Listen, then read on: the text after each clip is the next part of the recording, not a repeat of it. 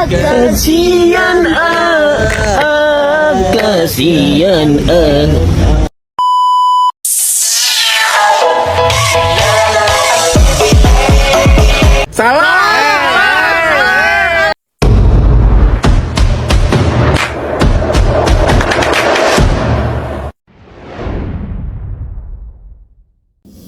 Definisi esai dan kritik sastra.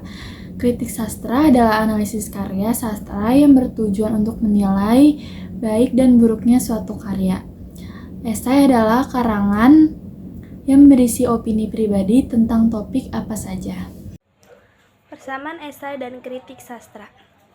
Esai dan kritik sama-sama berisi pendapat dan argumen.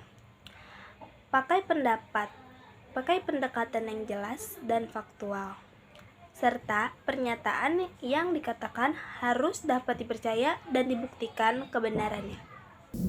Perbedaan esai dan kritik sastra. Kritik sastra ditulis berdasarkan penilaian objektif.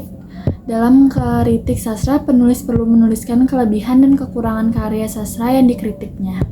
Sedangkan esai bersifat objektif, esai dapat berisi hal yang menarik dan dari sudut pandang penulis.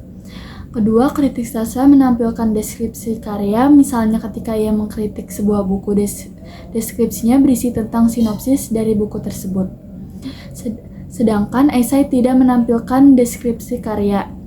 Kritik sastra menyajikan data objektif berupa kutipan sebagai pelengkap.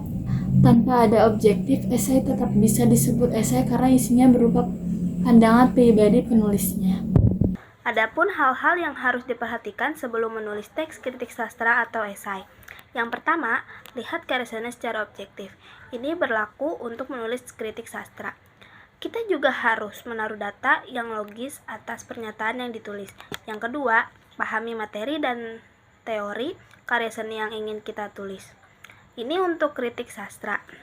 Sementara esai tidak perlu memberikan kajian teori karena esai itu merupakan pendapat sendiri.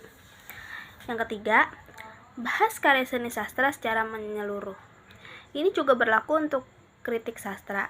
Saat kita membahas film, kita harus menulis elemen-elemennya seperti sinopsis, tokoh dan karakter, sutradara, dan lain-lain. Sementara esai tidak perlu sedetail itu, hanya karena membahas yang menurut kita penting saja.